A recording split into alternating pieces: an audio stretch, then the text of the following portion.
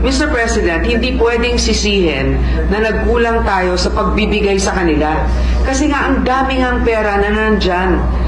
Hindi nila pinamimigay ang pera doon sa mga nangangailangan at tinuturuan din natin sila ng leksyon. Kinailangan pa ba natin na i-zero talaga si PhilHealth to free up 74 billion pesos, Mr. President? I know, Mr. President, that's also the question of many. And I've thought about this long and hard. And there's no denying that PhilHealth has a savings amount of 600 billion, Mr. President. And that's also the reason why initially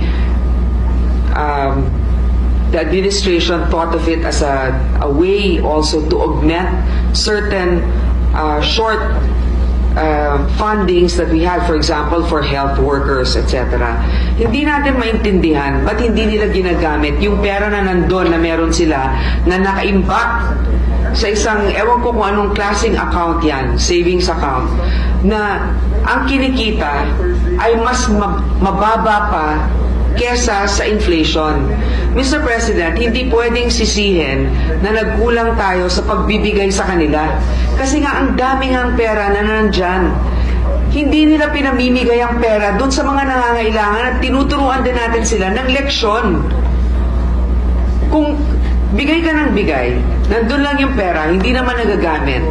Paano naman yung mga ibang programa rin ng gobyerno na nangangailangan din ng funding? Yun nga yung sinasabi ko, pag meron kang, syempre, di ba, sinasabi natin, 5 yung anak mo, lahat yan kailangan pantay-pantay na mabigyan mo. Totoo yun.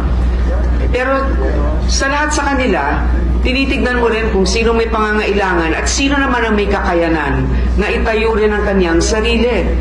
Yun din ang sinasabi natin, it's a leadership problem also in PhilHealth and it's a disbursement problem. Gaya nga ng sinabi ni Senator Cynthia, ang problema din sa PhilHealth, hindi na natin alam kung ano ba talaga yung mga benepisyo natin. Wala tayong card na nagsasabi hanggang dito o ganyan ang maibibigay sa'yo. Ang tagal-tagal ng approval minsan, hindi alam ng ating mga kababayan kung paano sila comply dun sa mga requirements. So ito yung mga nagiging issue.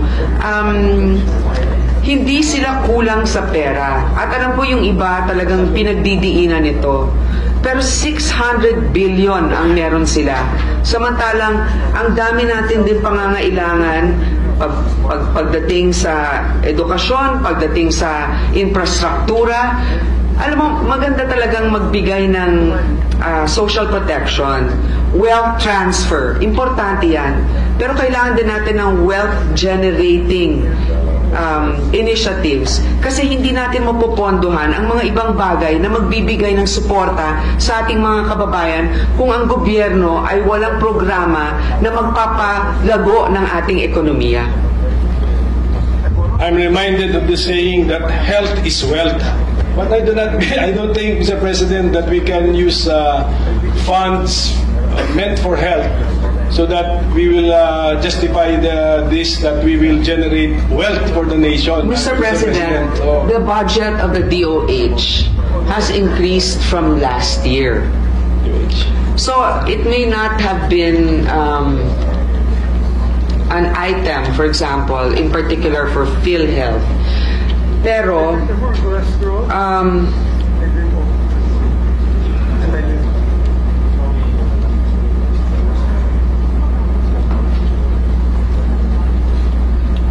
meron naman pong increase na nangyari dito sa DOH from 241 billion 602 in 2024. Yung BICAM natin nasa 247,923. So we are, of course, health is wealth. That's very important. But also, health, the financial situation of our country, the economy, and wealth-generating initiatives are important so that we can support social protection initiatives such as the health sector. PhilHealth, ito ang isang very contentious. Okay? nakita natin na ang PhilHealth, yung subsidiya na ibinibigay ng gobyerno, na hindi man lang nila nagagamit. Okay? Ang PhilHealth ngayon, kung hindi ako nagkakamali, merong 600 billion na reserve funds. Nakadeposito lang yan sa, ewan ko kung anong account nila nilalagay, but definitely kung anong kinikita niyan, mas maliit pa mas mababa pa sa inflation. So, lugi pa yung gobyerno. So sa ngayon, ang PhilHealth ay hindi nabigyan ng budget sapagkat kailangan nilang gamitin muna yung kanilang reserve funds na kung nakikita ninyo, marami na ngang nagagalit dahil hindi nabibigyan ng tamang reimbursement. Hindi mabilis ang pagka-reimburse. Kung nakikita naman natin na ganong karami yung pera nila, kailangan gamitin nila yon dahil nasasayang lang. Anong ginagawa ba't nila iniimbak lang doon? Hindi nila ginagamit. So, doon sa mga sektor na talagang walang pondo, doon natin nilagay yung mga sobra naman sa iba na alam natin hindi nila kailangan. Sapagkat later on, di ba nakita na natin yung desisyon ng Supreme Court, sinabi nila hindi pwedeng pag naibigay na sa kanila, hindi pwedeng ilipat kahit na merong mga crisis situation or pangangailangan sa ibang sektor. Okay. Subsidy wala? Zero ba? Zero budget.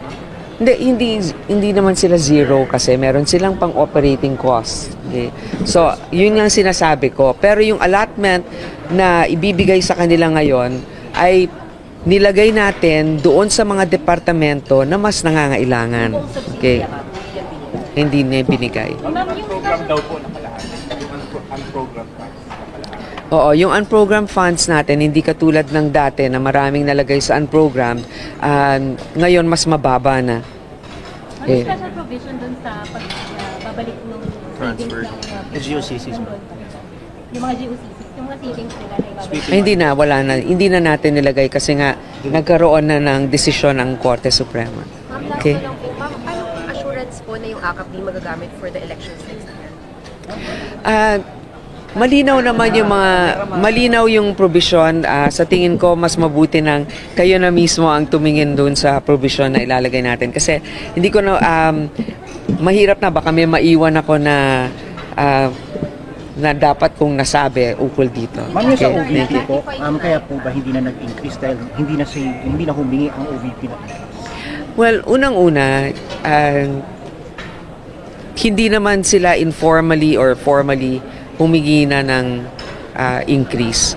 Kung meron man nasasabi siguro sa inyo through the media, pero hanggang dun sa pagsabit namin ng committee report, wala pa namang hiniling. At kung nandun kayo nung ating pagdinig, committee hearing with the Vice President's office, sabi nila, we'll leave it to Congress.